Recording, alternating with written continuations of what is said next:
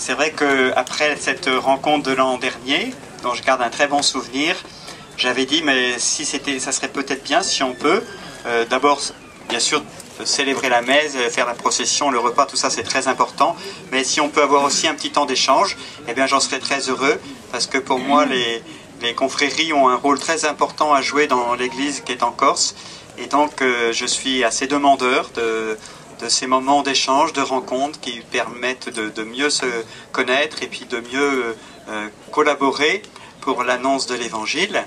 Et en particulier pour œuvrer et prier pour les vocations, hein, c'est aussi le thème de cette journée. Et vous savez combien c'est un besoin urgent, les vocations pour notre diocèse. Alors ça fait 15 mois que je suis en Corse et je dois dire que je découvre de jour en jour davantage cette île, ce diocèse, et aussi les réalités des confréries au pluriel.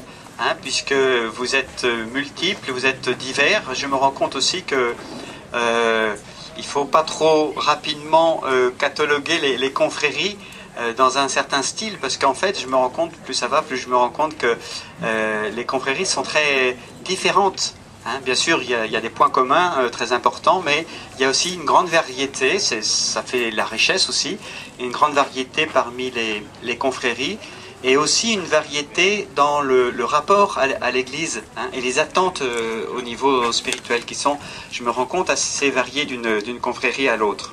Pour moi, les confréries, en tout cas d'un point de vue global, c'est quand même un lieu qui est important. C'est un lieu majoritairement masculin, ce qui équilibre un petit peu nos assemblées qui, vous le savez, sont souvent à majorité féminine. C'est aussi un lieu, on peut dire globalement, de brassage de générations, hein, ici parmi nous. Bon, les jeunes sont peut-être minoritaires, mais enfin, il y a des jeunes, et des plus âgés, et tout ça, ça cohabite, et je crois que c'est une belle grâce aussi. C'est un peu, parfois, la confrérie est un peu une interface aussi entre l'Église et la société, et puis c'est aussi un lieu de découverte de la foi pour certains, et aussi un lieu d'évangélisation. Alors, je vais vous laisser la parole. Je voudrais simplement, pour un peu introduire cette rencontre, j'ai pensé vous parler des critères d'ecclésialité. Alors, c'est un grand mot. Vous savez que dans l'Église, il y a toute une multitude de mouvements qui ont une certaine autonomie, mais qui sont des mouvements d'Église. Ça peut être tous les mouvements liés à la solidarité, par exemple le Secours catholique, etc., le CCFD, vous avez beaucoup de mouvements de spiritualité, hein, CVX, END, etc., tous ces mouvements, le scoutisme, tous ces mouvements d'église. Les confréries, on peut mettre ça dans cette catégorie des mouvements d'église, et face à cette multitude de mouvements qui revendiquent l'étiquette catholique, eh bien, l'Église a établi un certain nombre de critères, parce que parfois on disait, mais au fond, qu'est-ce qui fait qu'on est mouvement d'église ou qu'on n'est pas mouvement d'église? Et donc l'Église a indiqué un certain nombre de critères, qu'on appelle des critères d'ecclésialité, en disant, voilà, un mouvement d'église, en gros, ce sont des repères, voilà un petit peu les 5 repères qui permettent de dire, on est d'église. C'est pas pour exclure certains, mais c'est pour aider à approfondir ce lien à l'église. Alors, je vais vous donner ces 5 critères en les commentant et en essayant de voir un peu comment ça peut s'adapter pour les confréries, et ça peut être une amorce pour un échange. Le premier critère pour tous ces mouvements, c'est le primat donné à la vocation de tout chrétien à la sainteté. La vocation première d'un chrétien, d'un disciple de Christ, c'est la recherche de la sainteté. Ça, c'est ce qui est premier. Dire que c'est premier, c'est une façon de dire ce qui prime, c'est être disciple du Christ. Après, il y a plusieurs façons d'être disciple du Christ. Être confrère, eh ben, ça peut être un lieu de croissance spirituelle, mais ce n'est pas un absolu. Et donc, ça veut dire qu'il faut respecter des choix différents. Je pense que ce critère n'est pas compliqué, ne pose pas de problème, mais c'est certainement, je pense que ça avait été défini, ce critère, parce que pour pas tomber dans le risque de dire, pour certains mouvements, mais je ne pense pas que ça concerne les confréries, hors de notre mouvement, point de salut. Hein. Donc, un mouvement, il s'inscrit, voilà, dans cette diversité. C'est une façon de vivre la foi chrétienne, mais ce n'est pas la façon obligatoire pour tout le monde. Hein. Ce qui est commun, ce qui prime, c'est la recherche de la sainteté. Le deuxième critère qui est très important, évidemment, pour un mouvement catholique, c'est l'engagement à professer la foi catholique. Donc, voilà, si on veut se dire catholique, il faut professer la foi catholique. J'allais dire, c'est du bon sens. Hein. Ça, évidemment, ça veut dire que, si j'essaye d'appliquer ça aux confréries, ça veut dire que les confréries, elles sont évidemment, j'imagine que c'est le cas, enfin vous me direz si c'est pas le cas, mais elles sont ouvertes à tous, hein, et on ne va pas faire passer un examen de catéchisme à celui qui voudrait entrer dans la confrérie, enfin je pense pas, mais par contre, on va avoir le souci de se former, hein, et d'approfondir cette foi catholique. Si on veut être cohérent avec le fait d'être dans un mouvement, si on souhaite se reconnaître mouvement d'église, parce qu'il peut y avoir aussi, ça peut arriver, des confréries qui disent nous on ne veut pas se reconnaître mouvement d'église. Et à ce moment-là, moi je dis je ne peux que le respecter, et puis voilà, mais ça dépend plus de moi. Mais à partir du moment où on se dit non, on se reconnaît mouvement d'église, alors c'est important que ça soit un lieu où on se préoccupe de savoir si on connaît cette foi catholique, si on l'approfondit, si on la travaille. Donc ça suppose de se former, et de ce point de vue-là, je voudrais insister sur un outil que l'Église nous donne qui est très, très bien fait, c'est le catéchisme de l'Église catholique. Et je vous encourage déjà à le posséder. Je pense que ce serait bien qu'au sein de chaque confrérie, il y ait au moins un exemplaire du catéchisme de l'Église catholique. Vous avez aussi un autre outil qui avait été fait pour les jeunes au moment des JMJ, qui s'appelle YouCat, hein, Y-O-U-C-A-T, YouCat, hein, c'est un diminutif anglais de Youth Catechism, donc catéchisme pour les jeunes. Alors c'est beaucoup plus court que le catéchisme, mais c'est vrai que c'est très accessible, et c'est aussi un bon outil pour approfondir la foi. Ça répond à plein de questions qu'on peut se poser. Donc je vous invite aussi à ne pas hésiter à solliciter les prêtres de là où vous êtes, dans vos paroisses, pour vous aider à vous former. Participer aussi à des formations diocésaines. Chaque année, il y a des formations diocésaines qui sont organisées. C'est pas parce qu'on est confrère qu'on ne peut pas participer, hein, et c'est pas parce qu'il y a des non-confrères qui participent à ces formations qu'il ne faut pas y aller. C'est ouvert à tous, donc n'hésitez pas à y participer.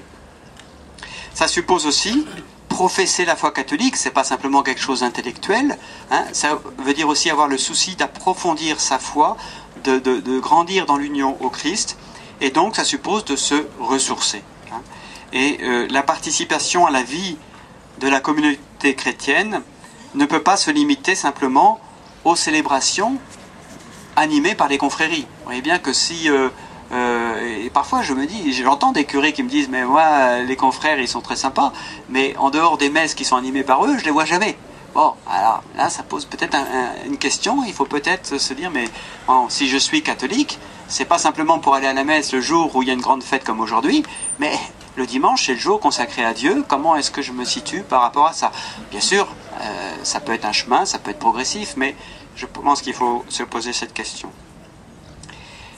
Le troisième critère qui est proposé par l'Église, c'est le témoignage d'une communion solide et forte avec les pasteurs de l'Église. Hein, communion avec les pasteurs de l'Église. Alors là, ce lien à l'Église, il n'est pas simplement théorique. Bien sûr, là on voit bien que c'est pas toujours évident, parce qu'il y a en jeu des questions de personnes. Ah oui, on peut tomber sur un curé qui a un mauvais caractère, mais il peut y avoir aussi un prieur qui a un mauvais caractère. Bon, ça c'est nos limites humaines, hein, ça fait partie de... Bon. Mais il faut essayer de chercher une communion qui doit se concrétiser, hein, elle n'est pas simplement théorique, elle se doit se concrétiser avec le lien avec le pasteur, bien sûr, mais aussi avec la communauté chrétienne. Hein. Notre appartenance à l'Église, elle se concrétise au sein d'une communauté paroissiale. Et je dirais qu'avant d'être confrère, ou être consoeur, on est membre de la communauté paroissiale. Alors ça suppose bien sûr tout ça un dialogue, hein, surtout lorsqu'il peut y avoir parfois, ça peut arriver, des difficultés, des incompréhensions, un dialogue. Ça suppose aussi de bien définir les responsabilités de chacun. Je pense que parfois il y a un peu trop de flou dans ce domaine-là. C'est important que de temps en temps, un prieur et un curé se rencontrent pour dire voilà, il y a des choses dans la vie de la confrérie, ça relève de notre autonomie. Hein. Le curé, j'allais dire, c'est pas son affaire. La confrérie, elle va prendre un certain nombre d'initiatives, je sais pas, dans le domaine social, etc. Elle n'a pas forcément besoin de l'accord du curé. Et puis il y a d'autres domaines où là on est vraiment dans le champ d'action de responsabilité du pasteur. Donc il faut évidemment qu'il y ait un dialogue. Je pense évidemment à la question de la liturgie. La liturgie, le premier responsable, c'est le curé. Hein. Bon, voilà, comment est-ce que nous, avec la richesse de la tradition et du chant des confréries, du chant corse, comment est-ce qu'on se met au service d'une liturgie qui ne nous appartient pas? Vous voyez, comment on va non pas s'imposer, mais se mettre au service. Ça suppose un dialogue avec le prêtre. Quatrième critère d'ecclésialité, c'est l'accord et la coopération avec le but apostolique de l'Église, qui est l'évangélisation et la sanctification des hommes. Donc ça, c'est très important parce que l'Église, si vous voulez, elle n'existe que pour évangéliser. Ça fait partie de la nature même de l'Église. L'Église, elle est là pour évangéliser. Donc tout mouvement d'Église doit s'inscrire dans cette dynamique d'évangélisation. Donc la confrérie, moi je pense que c'est vraiment pour la Corse une grande grâce de ce point de vue-là. La confrérie, les confréries peuvent être vraiment des lieux d'évangélisation. À la fois en interne et en externe. En interne, ça veut dire que moi je rencontre dans les confréries des jeunes parfois, je les interroge, ils n'ont pas ou peu fait de catéchisme. Bon, je vais dire, c'est pas grave si la confrérie leur permet justement d'approfondir leur foi. Et je me réjouis de voir que parfois c'est le cas. Il y a des jeunes, ou même des adultes, des aînés, qui, parce qu'ils avaient un peu pris de distance avec la foi, et le fait d'être dans la confrérie, ça réveille des choses, et ils demandent par exemple à faire une première communion, à être confirmés. Donc ça va être un lieu d'évangélisation en interne, par la formation, par la participation à la liturgie. Mais aussi un lieu d'évangélisation en externe, vis-à-vis de l'extérieur. Ça va se faire par exemple avec les actions de solidarité que vous faites parfois ou que vous pouvez prévoir de faire, parce que ça c'est un témoignage. Lorsqu'on fait une action en direction des plus pauvres, des plus démunis, au nom de sa foi, c'est un témoignage, et là vous participez à l'évangélisation. Ça peut être aussi en tenant, j'allais dire, un coup de main aussi à la paroisse. Je sais que ça se fait par exemple pour les obsèques, mais ça peut se faire aussi pour des célébrations de première communion, de mariage ou autre, où la participation de la confrérie va aider. Et on sait qu'une belle liturgie, c'est vraiment aujourd'hui un lieu d'évangélisation pour ceux qui viennent une fois de temps en temps. Donc il faut se poser cette question, comment la confrérie peut-elle collaborer à la mission d'évangélisation de l'église locale, de la paroisse? Et puis je termine par un dernier engagement, un dernier critère, c'est l'engagement à être présent dans la société humaine pour le service de la dignité intégrale de l'homme. Alors je crois que ça c'est vraiment quelque chose qui est présent dans les confréries, ce souci. Je sais que certaines confréries qui avaient peut-être laissé un peu tomber cet aspect-là, plusieurs m'ont dit, mais nous maintenant on désire vraiment retrouver cette intuition première des confréries qui était d'abord une dimension sociale, et donc voir comment est-ce qu'on peut apporter notre pierre à un travail pour une plus grande justice sociale ici en Corse. Ça je pense que c'est très important. Il faut évidemment, mais vous le savez, ne pas arriver avec un projet tout fait. Il faut toujours commencer par se demander quels sont les besoins. Là où nous vivons, quelles sont les priorités, quels sont les besoins de nos frères et sœurs en humanité. Ensuite, toujours se demander, mais que font les autres? Parce que parfois, on monte un beau projet caritatif, et puis on se rend compte qu'à 500 mètres de là, il y a une autre association qui fait la même chose. Donc, quels sont les autres acteurs de solidarité? Comment est-ce qu'on va dialoguer avec eux? Comment on va s'inscrire, notre action va s'inscrire à côté de la leur ou avec la leur. ça suppose bien sûr d'être en lien avec eux, mais aussi en lien avec la paroisse, puisque c'est pas simplement quelque chose d'humanitaire, mais c'est le domaine de la charité, donc c'est en lien avec la foi. Et de ce point de vue-là, et je vais terminer par là, c'est une idée qui a fait suite à une rencontre avec des confréries que j'avais eue il y a quelques mois, du côté d'Aléria. C'est la proposition de se former sur la doctrine sociale de l'Église. Dans l'Église catholique, nous avons la chance d'avoir une réflexion, on appelle ça la doctrine sociale de l'Église, une réflexion très approfondie sur tout un tas de sujets de société. Et là, il y a vraiment quelque chose à faire. Moi, je vous invite vraiment à vous former en doctrine sociale. Et l'année prochaine, la formation diocésaine sera axée sur la doctrine sociale. Donc, je vous invite à être en contact avec vos curés pour vous renseigner, pour savoir où ça a lieu et participer à ces formations qui vraiment nous aident à nous inscrire dans la société d'aujourd'hui, mais vraiment avec un regard chrétien. Voilà, je ne veux pas être trop long. J'ai peut-être déjà été trop long. Donc, pardonnez-moi et je vous laisse la parole. Bien, Monseigneur, merci pour ce que vous venez de dire. Je crois que vous avez fait un panorama particulièrement complet des actions possibles des confrères et puis de la performance que nous devons atteindre au sein de l'Église. Je pense que si vous avez des questions, c'est le moment. Alors, je suis désolé, nous n'avons qu'un micro. Le fil n'est peut-être pas assez long, mais parlez à haute voix, sinon approchez-vous du micro pour poser les questions que vous souhaitez poser. Je vous réponds en réfléchissant tout haut, parce que je ne me suis pas encore posé cette question. Spontanément, je dirais que, à mon avis, c'est possible, mais il faut que les choses soient claires, c'est-à-dire dire à cette personne, bah, tu es la bienvenue, mais ici c'est un mouvement catholique, donc ce qu'on te demande, c'est d'accepter de faire un chemin spirituel. Donc, on va évidemment pas t'imposer le baptême, ça n'a jamais été la façon de faire de l'Église, hein, enfin j'espère, mais voilà, ça fait partie de la règle du jeu. Ici, c'est un mouvement catholique, on est appelé à professer la foi catholique, donc on t'accueille tel que tu es, mais on va te proposer de participer à des rencontres pour que tu puisses découvrir la foi catholique, et puis on verra, après dans quelques mois, tu pourras dire, ben, moi ça m'intéresse, je souhaite vraiment prendre ma place dans ce mouvement catholique, ou tu diras, non, finalement je ne me reconnais pas dans cette foi. Merci.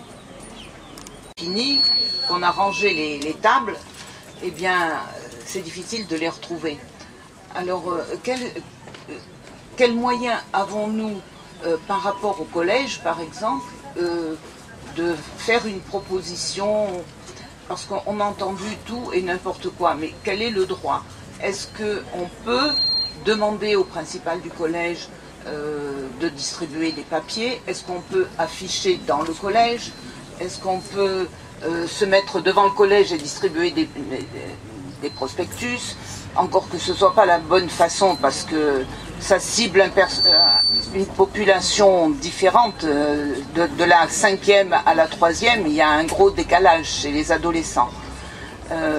Voilà. Et puis s'il y a des expériences dans le diocèse qui sont faites dans ce domaine, on est preneur, bien sûr.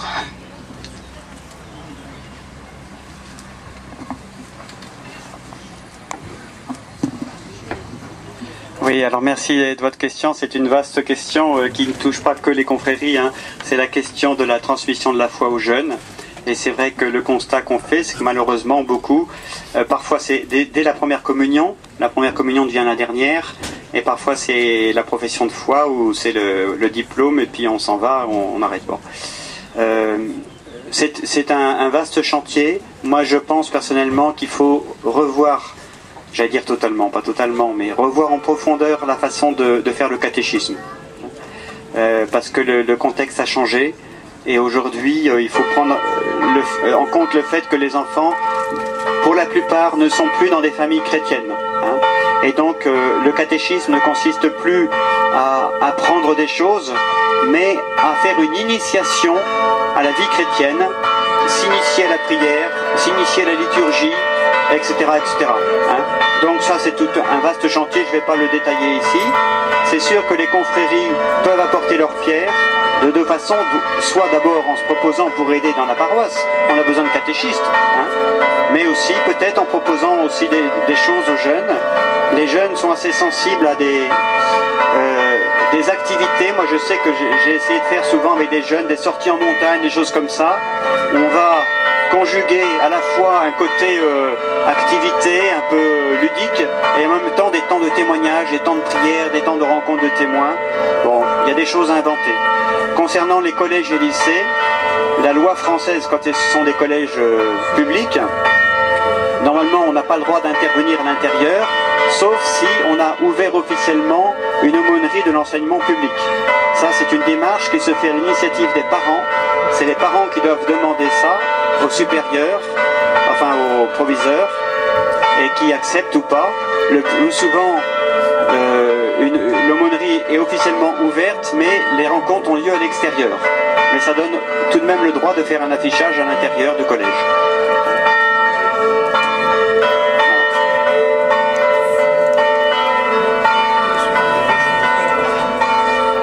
Bien, les sonneurs pianés nous rappellent à l'ordre.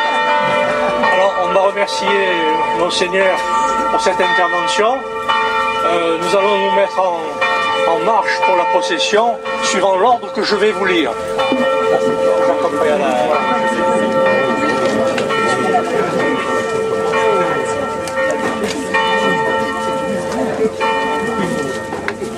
Bien alors, nous partirons comme d'habitude, donc au fond, en descendant par la route, en occupant tout l'espace public. Alors je vais vous lire dans l'ordre les confréries, ça me permettra de faire un appel parce qu'en définitive on a quelques doutes sur les participants. Certains ne seront peut-être pas notés parce qu'on ne m'a pas communiqué le nom, d'autres seront notés parce qu'entre temps ils ont décidé de ne pas venir, ce qui fait qu'on va affiner la liste des confréries qui participent à notre réunion. Si je ne vous ai pas cité, vous ne m'en voudrez pas, levez le doigt et vous serez bien sûr intégré à la procession d'entrée. Alors nous allons débuter notre procession d'entrée par Saint-Érasme d'Ajaccio, avec les croix, s'ils ont mené les croix. Saint-Érasme d'Ajaccio, suivi de Notre-Dame de la Miséricorde. Oui, je te mets en tête, et puis comme c'est ce dernier. Saint-Érasme d'Ajaccio, Notre-Dame de la Miséricorde. L'archiconfrérie Saint-Joseph de Bastia.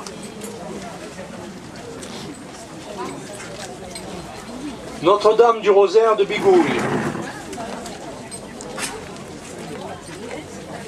L'Immaculée Conception de Bastia. L'archiconfrérie du Saint-Sacrement de Sartène. Santa Croce de Porto Vecchio.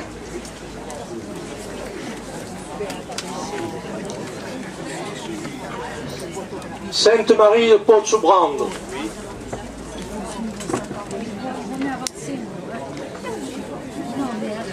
Asanta.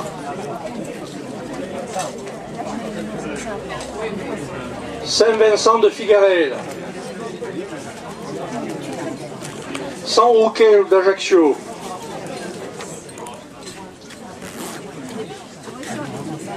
Saint-Antoine Abbé de Marignane. Saint-Antoine de Castifao.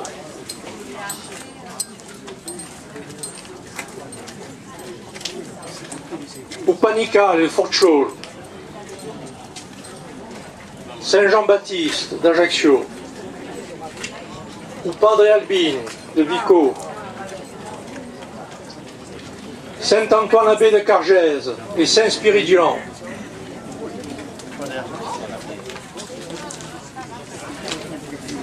Saint-Antoine Abbé de Piane. Alors, est-ce que j'ai oublié des confréries? C'est... ah oui. Et alors, Cutoli. Alors, ben, non, je te mets avec Forciolo. Avec Forciolo. Hein, voilà. Cutoli. Vous pouvez récupérer, oui.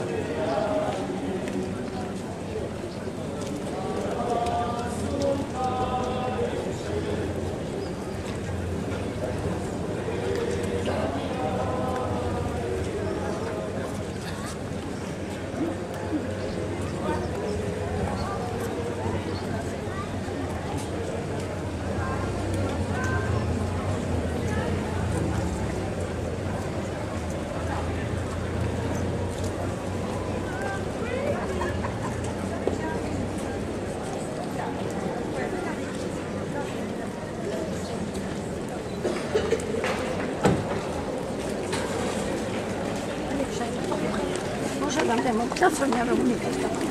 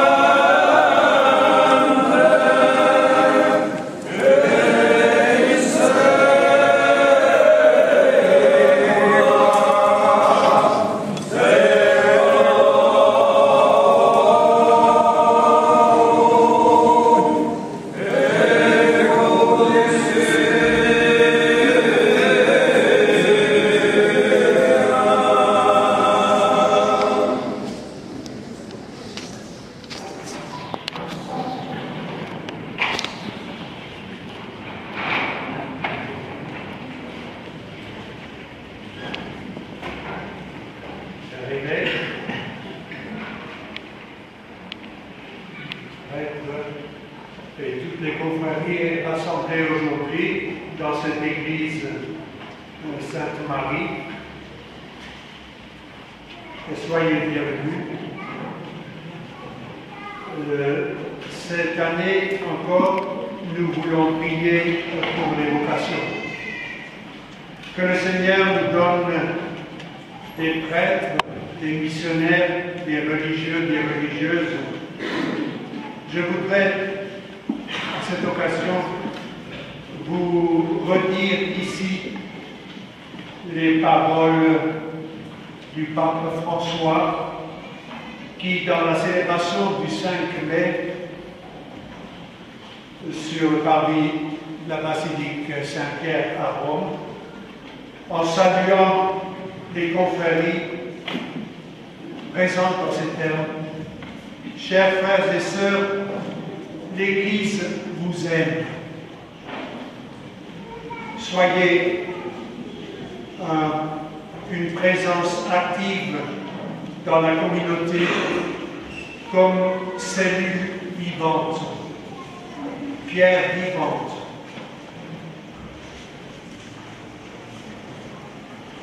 La piété populaire dont vous êtes une expression est une manière légitime de vivre la foi, une façon de se sentir partie prenante de l'Église. C'est beau cela. Aimez l'Église, laissez-vous guider par elle.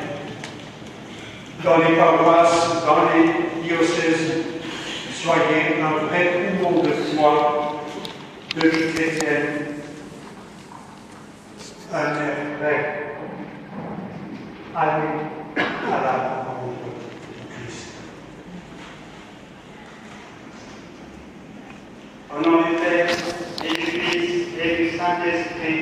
Amen. La paix soit avec vous, et avec votre esprit. Merci Père pour vos paroles bienvenues. C'est une grande joie pour moi d'être là avec vous tous, très nombreux, rassemblés, en particulier avec tous les confrères et consoeurs, en cette journée de rencontre des confréries de Corse, qui arrivent, on peut le dire, des 4 coins de Corse. Certains me disaient tout à l'heure qu'ils étaient partis à 5h30 ce matin. Nous sommes heureux d'être rassemblés en cette journée, vous l'avez rappelé, de prière pour les vocations sacerdotales et religieuses. Bienvenue à vous tous, je salue Madame le maire, Monsieur le sénateur, tous les élus, les officiels qui sont là parmi nous, vous tous ici présents, les habitants de Piave d'ailleurs. Un bienvenue particulier à tous ceux qui sont ici en vacances, de passage en Corse. Peut-être que vous avez déjà eu l'occasion de voir des confréries. Elles sont une des nombreuses richesses de la Corse. Bienvenue aussi aux jeunes. Je crois qu'il y a parmi nous un groupe de jeunes, je ne les vois pas parce qu'ils sont un peu cachés là-bas derrière les piliers. Il y a alors l'aumônier, le frère ici qui est avec nous. Et bienvenue à chacun d'entre vous. Nous prions pour les vocations. Non seulement nous prions pour les vocations, mais nous voulons dire avec force au monde, aux jeunes, que c'est beau de donner sa vie pour le Seigneur, que c'est une expérience magnifique de dire oui lorsque le Seigneur nous appelle à tout quitter pour annoncer l'Évangile. Ça vaut le coup aujourd'hui, en 2013, de donner sa vie au Seigneur pour l'annonce de l'Évangile. Nous voulons dire au monde que notre Dieu est un Dieu d'amour, que c'est une vraie joie de nous laisser transformer par lui, de le laisser nous rejoindre, car il veut s'inviter chez nous. Demandons la grâce, frères et sœurs, quelle que soit notre foi, et j'imagine que nos chemins de foi, nous tous ici rassemblés, sont bien variés. Demandons la grâce de vivre intensément cette Eucharistie, de nous laisser rejoindre par notre Dieu.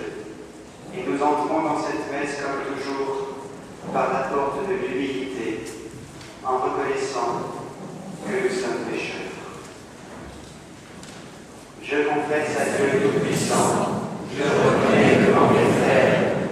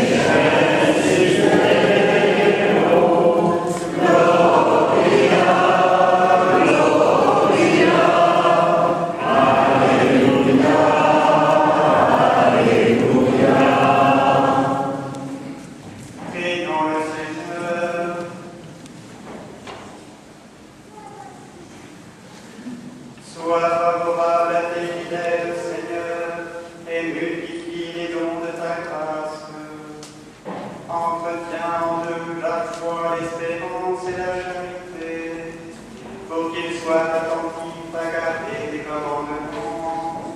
Par Jésus-Christ, ton Fils, notre Seigneur et notre Dieu, qui règne avec toi et le Saint-Esprit, maintenant et pour les siècles des siècles.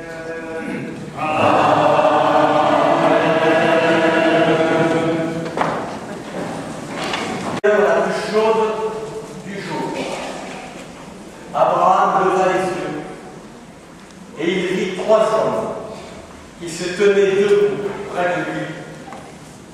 Aussitôt, il courut à leur rencontre, se prosterna jusqu'à terre et dit : Seigneur, si j'ai pu trouver grâce à tes yeux, ne passe pas sans t'arrêter près de ton serviteur. On va vous apporter un peu d'eau. Vous vous laverez les pieds et vous vous étendrez sur cet arbre. Je vais chercher du pain et vous reprendrez des forces avant d'aller plus loin, puisque vous êtes passé près de votre serviteur. Ils répondirent : C'est bien, c'est ce que j'aime. Abraham se hâta d'aller trouver Sarah dans sa tente et il lui dit : Prends vite 3 grandes mesures de farine, pétris la pâte et fais des galettes. Puis Abraham courut au troupeau, il prit un veau grassouillant et le donna à un serviteur qui se hâta de le préparer. Il prit du fromage blanc, du lait, le veau qu'on avait apprêté, et il déposa devant. Il se tenait debout près d'eux sous l'arbre pendant qu'ils mangeaient. Ils lui demandèrent : Où est Sarah, ta femme ? Il répondit : Elle est à l'intérieur de la tente. Le voyageur reprit : Je reviendrai chez toi dans 1 an. Et à ce moment-là, Sarah, ta femme, aura un fils. Parole du Seigneur.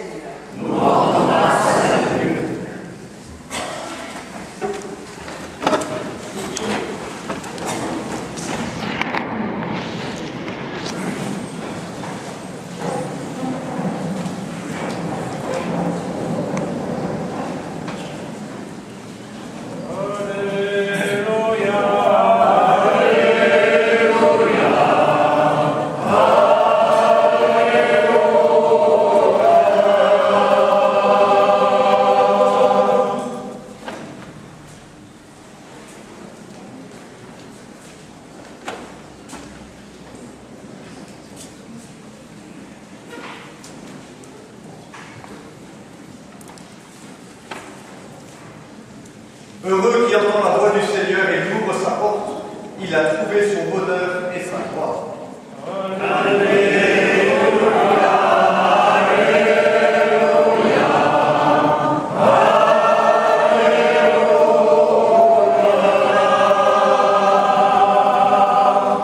Le Seigneur soit avec vous. Et avec votre esprit. Évangile de Jésus-Christ selon saint Luc.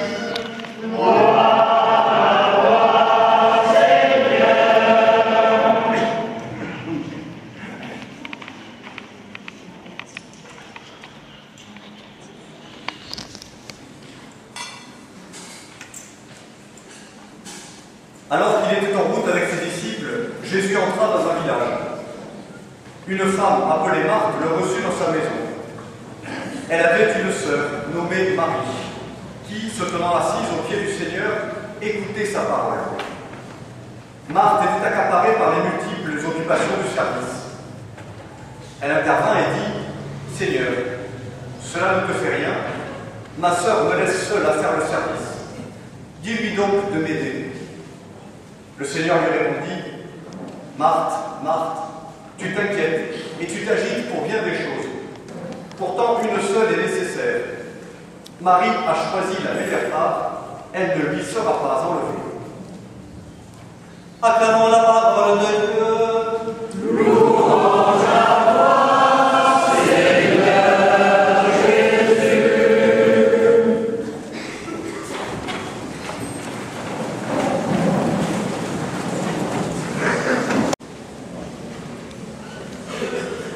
C'est un évangile que nous connaissons bien, je pense, que nous venons d'entendre. Je vous rappelle la scène. Jésus est là, à la maison, chez Marthe et Marie. Marthe s'agite, elle prépare le repas, et Marie, elle est au pied de Jésus, à côté de lui, et elle écoute sa parole. Et alors, comme Marthe se scandalise, Jésus lui dit cette phrase, vous avez entendu, Marthe, Marthe, tu t'agites, tu t'inquiètes pour bien des choses. Une seule est nécessaire. Marie a choisi la meilleure part, elle ne lui sera pas enlevée. Frères et sœurs, à travers cette parole, aujourd'hui, le Seigneur veut nous aider à nous recentrer sur l'essentiel. Parce que nous aussi, nous nous agitons, nous aussi, nous nous inquiétons, nous avons plein de soucis, tous les uns les autres. Et la question que nous devons nous poser au milieu de cette agitation, c'est est-ce que dans ma vie, est-ce que je ne suis pas en train de passer à côté de l'essentiel? La question, ce n'est pas de savoir si ce que nous faisons est bien ou mal. Ce n'est pas d'abord ça la question. Ce que fait Marthe, c'est pas mal, c'est bien, c'est pas repas. J'imagine que tout à l'heure nous allons manger et des gens qui préparent le repas. Mais la question qu'il faut se poser, c'est tout ce que je fais là dans ma vie, au fond, c'est pour qui? Qu'est-ce qui est à l'origine de ce que je fais? Qu'est-ce qui m'inspire de faire tout ça? Est-ce que ça vient de moi tout seul? C'est moi qui décide de faire ceci, cela? Et donc ça veut dire que je fais ma volonté? Ou est-ce que je fais tout ça pour faire la volonté de Dieu? C'est pas la même chose. Frères et sœurs, la vie chrétienne ne consiste pas d'abord à faire des choses bien. La vie chrétienne, ça consiste à faire la volonté de Dieu. C'est pas la même chose. Et pour faire la volonté de Dieu, ça suppose écouter ce qu'il nous dit. Marie se tenant au pied de Jésus, écouter sa parole. La vie chrétienne, frères et sœurs, ne consiste pas à faire des choses bien, elle consiste à faire la volonté de Dieu. On peut faire beaucoup de choses en pensant que c'est pour le Seigneur, pour l'Église. On fait plein de choses. On fait plein d'œuvres, on fait des œuvres pour Dieu. Mais est-ce que ce sont des œuvres de Dieu? Est-ce que c'est lui qui nous a demandé de faire tout ça?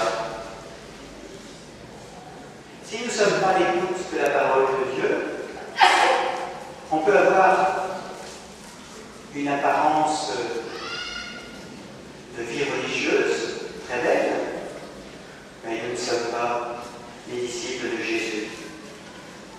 C'est pour cela que c'est si important, frères et sœurs, d'apprendre à être des familiers de Jésus. De prendre du temps chaque jour pour prier, pour lire sa parole, pour méditer la parole. Et surtout, pour lui demander la grâce de faire sa volonté. Nous devrions commencer chacune de nos journées en nous levant dès le matin, en disant Seigneur, donne-moi la grâce tout au long de ce jour de faire ta volonté. Inspire-moi, guide-moi, éclaire-moi. Nous devrions faire cette même prière avant chaque activité importante, avant chaque décision importante. Et lorsque nous sommes face à une difficulté, lorsque nous sommes face à un conflit, Seigneur, inspire-moi les bonnes paroles, l'attitude juste. Vous savez, on se plaint aujourd'hui qu'il y a beaucoup de divorces dans les familles.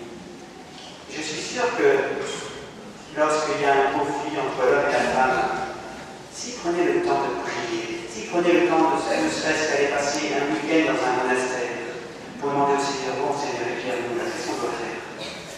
Je suis sûr qu'il y aurait beaucoup moins de divorces. La vie chrétienne, frères et sœurs, ça consiste à choisir le Christ comme notre maître. Et donc, ça suppose de se mettre à l'écoute pour faire sa volonté. Et c'est un choix que nous faisons librement parce que nous savons que lui seul peut nous conduire jusqu'à notre accomplissement, jusqu'à ce bonheur auquel nous aspirons. Lui seul est, comme dit saint Paul dans la deuxième lecture, l'espérance de la gloire. Si nous nous contentons, frères et sœurs, dans notre vie chrétienne, si nous nous contentons d'observer quelques règles morales, nous ne sommes pas des disciples du Christ, nous sommes les disciples d'une loi. Nous avons certaines conceptions de l'existence. Et les non-chrétiens, ils nous disent, bon, ben ça c'est votre conception de l'existence, c'est votre philosophie. Nous on a la nôtre, chacun la sienne. Mais nous ne sommes pas des témoins du Christ. Et à travers tout ça, c'est le sens de Dieu qui se perd. On oublie que Dieu est à l'origine et au terme de notre vie. On oublie que Dieu est plus grand que nous, que sans lui nous ne sommes rien. Que notre véritable dignité et notre véritable liberté, c'est de lui obéir. On se plaint parfois aujourd'hui, frères et sœurs, que notre monde part à la dérive. Et il faut reconnaître que ce n'est pas tout à fait faux. Mais ce n'est pas parce que telle ou telle personne sont plus mauvaises que les autres. C'est parce que collectivement, nous nous sommes éloignés de Dieu. Et en nous éloignant de Dieu, nous avons perdu le sens de Dieu, nous avons perdu le sens de la vie, nous avons perdu le sens du bien. On se croit tout puissant. L'homme croit qu'il est capable par lui-même de décider ce qui est bien ou mal, au lieu de se mettre à l'écoute de Dieu.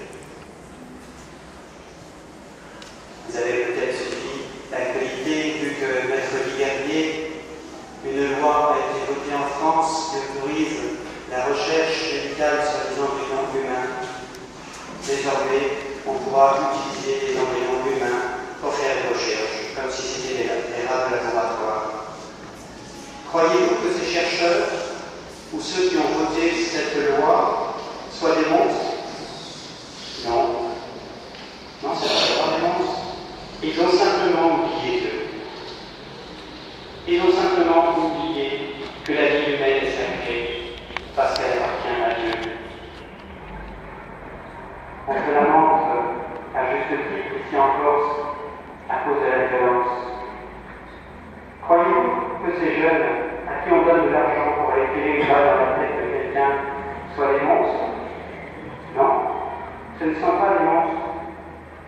Ils ont simplement oublié Dieu. Ils ont simplement oublié que la vie humaine est sacrée parce qu'elle appartient à Dieu. Et il y aurait beaucoup à faire pour lutter ici en Corse contre la violence, en particulier dans le domaine de la justice sociale, parce qu'il n'y a pas de paix sans justice. Et entre parenthèses, je crois que les confréries ont un rôle très important à jouer dans ce domaine. Mais tous ces efforts risqueraient d'être vains si nous n'aidons pas ces jeunes, ces moins jeunes, à découvrir que sans Dieu, notre vie n'a pas de sens. L'humanité ne retrouvera le chemin de la paix que si elle accepte de reconnaître que Dieu est Dieu, que si elle accepte de se mettre à l'écoute de la parole de Dieu pour la mettre en pratique. Voilà, frères et sœurs, l'essentiel. Voilà la meilleure part. À nous maintenant de témoigner de cet essentiel. À nous de montrer à ceux qui ne connaissent pas le Christ que c'est une vraie joie de se laisser aimer par lui, de se laisser éclairer, guider, conduire par lui. Tout cela suppose, frères et sœurs, comme je le disais tout à l'heure, que nous soyons des familiers de Jésus. Ça suppose de le pratiquer. Il est au milieu de nous, comme dit saint Paul dans la deuxième lecture. Et il veut s'inviter chez nous. Vous avez entendu ce beau récit de la première lecture où Abraham accueille ces trois hommes en les accueillant. C'est Dieu qui a accueilli chez lui et sa vie en a été transformée. Aujourd'hui encore, Dieu passe dans nos vies. Dieu passe et frappe à la porte de nos vies. Et si nous sommes dans l'agitation, nous ne l'entendons pas. Et si nous décidions, frères et sœurs, de prendre le temps chaque jour de prier, et si nous décidions de faire dimanche un jour consacré à Dieu, pour ne pas oublier le sens profond de notre vie, et si nous décidions de nous mettre à l'écoute pour être authentiques disciples de Christ. Amen.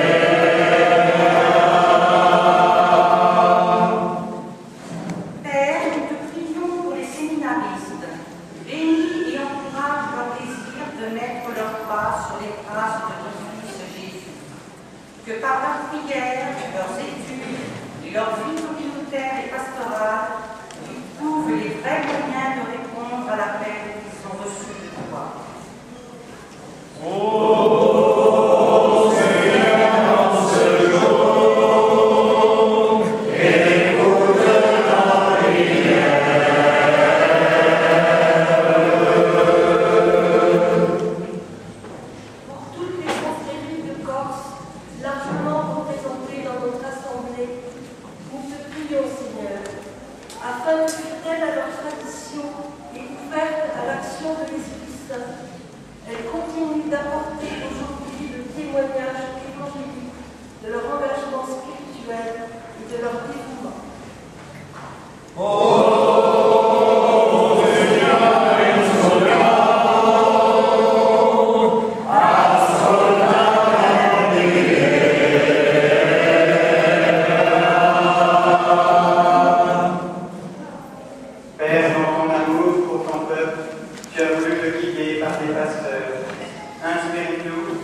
et particulièrement au sein de nos communautés chrétiennes, les mots et les initiatives qui contiennent pour que les appels à la vie sacerdotale et à la vie religieuse soient entendus par de nombreux jeunes de notre île.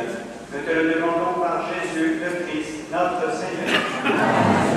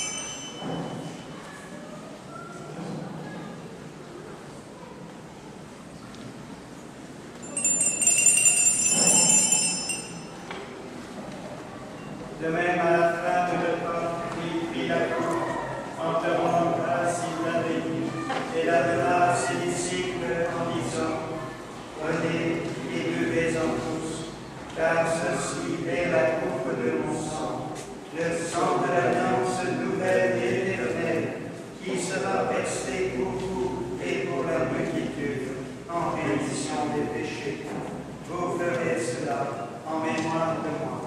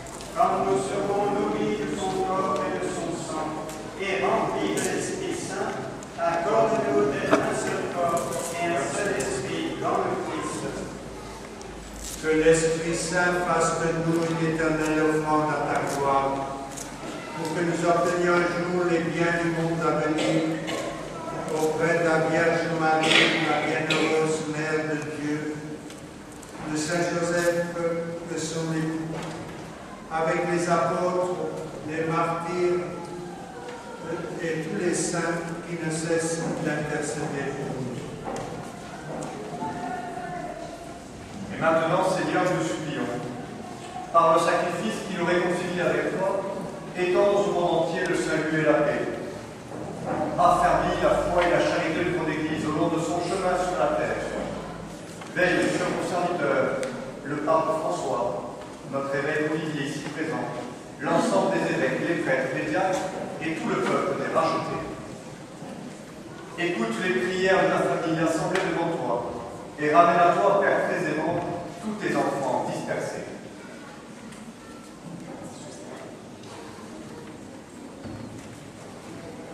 Pour nos frères défunts, pour les hommes qui ont quitté ce monde et dont tu connais la droiture, nous te prions. Reçois-les dans ton royaume, où nous espérons être remplis de ta gloire, tous ensemble et pour l'éternité, par le Christ notre Seigneur, par qui tu donnes au monde toute grâce et tout bien.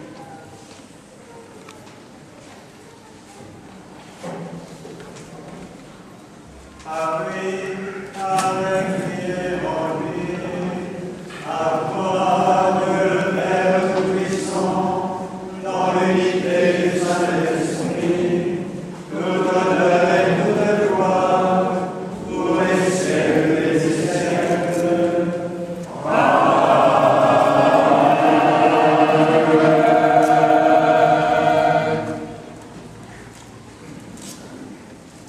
Comme Jésus nous l'a enseigné, nous pouvons dire avec confiance la prière des enfants de Dieu. Notre Père qui es aux cieux, que ton nom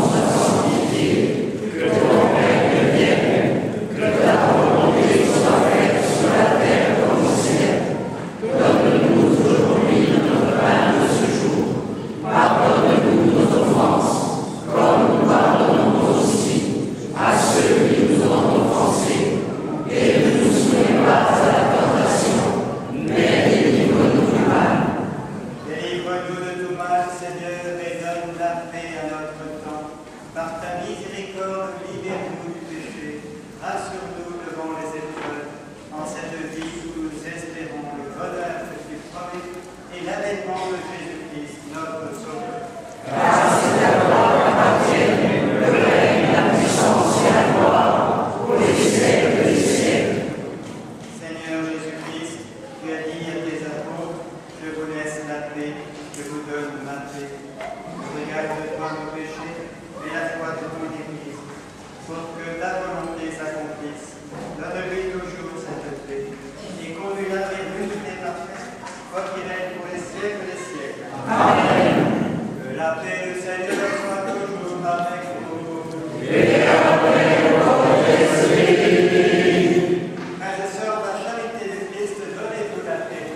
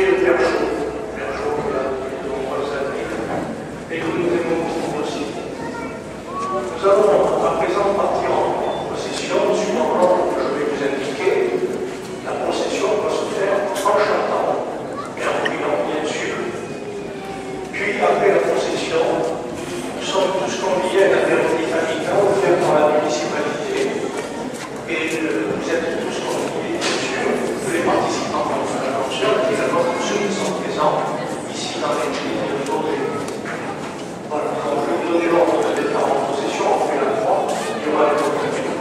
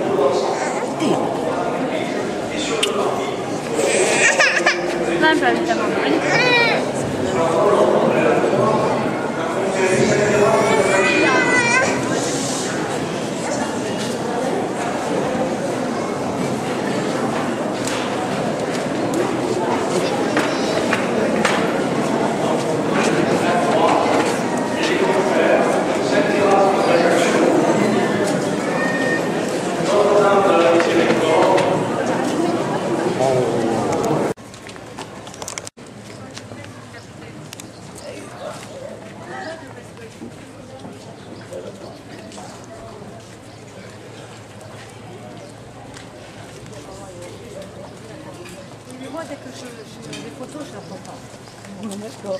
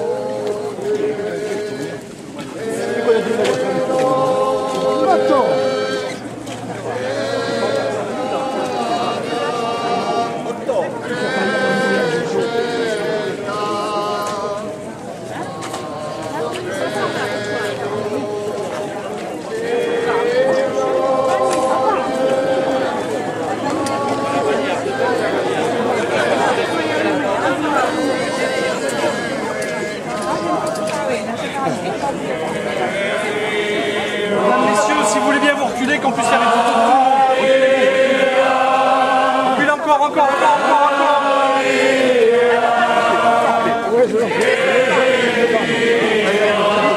Madame, s'il vous plaît, reculez qu'on puisse faire la photo.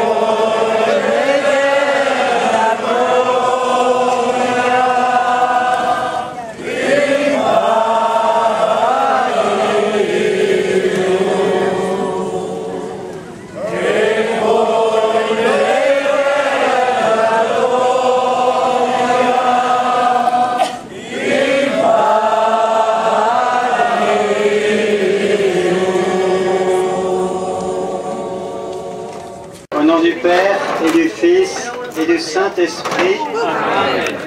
Seigneur, nous te bénissons pour la beauté de la création et en particulier de ce lieu. Nous te bénissons pour les nourritures spirituelles que tu nous as données dans ton Eucharistie et pour ces nourritures terrestres que nous allons partager dans l'amitié. Daigne